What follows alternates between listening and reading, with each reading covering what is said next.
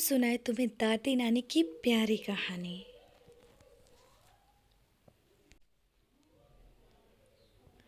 एक समय की बात थी। एक लड़की थी जो अपने घर में सबकी प्यारी थी। माता पिता ने बहुत नाजों से पाला था उसे। फिर एक दिन उसकी शादी हो गई। वह ससुराल चली गई। बहुत आदर सम्मान हुआ, लेकिन आर्थिक परेशानियों के चक्कर में उसके पति को दूसरे शहर जाना पड़ा। उसका पति दूर शहर चला गया। फिर होना क्या था, वह घर का सारा काम करती, लकड़ी काटती, बहुत अत्याचार होते उस पे, लेकिन वह घर नहीं बताती। फिर एक दिन उसके ही देवर ने उसे किसी बात पर गुस्सा होकर जान से मार दिया और बगीचे में शरीर के कई सारे टुकड़े कर दिए।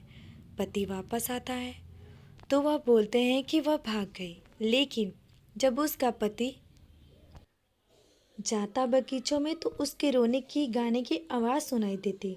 वो बार बार बताती कि मुझे यहाँ मार दिया गया है, मुझे बचाओ। वो समझता नहीं। फिर एक दिन एक बांसुरी वाला उस बगीचे की बांस को काट कर उसका बांसुरी बनाता और बेचने चला जाता। उस बांसुरी की धुन उसके पति के कानों में पड़ती तो वो बांसुरी खरीद लेता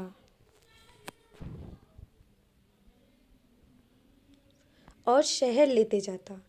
फिर जब रात होती तो वो बांसुरी में से निकल जाती और घर के सारे काम करती, खाना बनाती, बर्तन, कपड़े, यहाँ तक कि अपने पति के पैर दबाती। फिर पति की नींद जैसे ही खुलती वह गायब हो जाती और पति सोचता, यह सारा काम करता कौन है।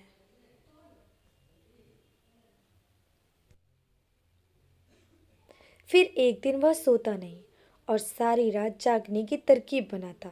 रोज की तरह वह फिर बांसुरी से निकल जाती और काम करने लगती।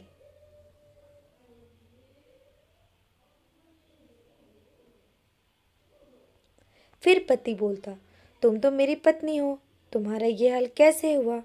तो रोने लगती और बताती कि देवर जी ने मुझे मारकर बगीचे में फेंक दिया और मेरी आत्मा बांसुरी के जरिए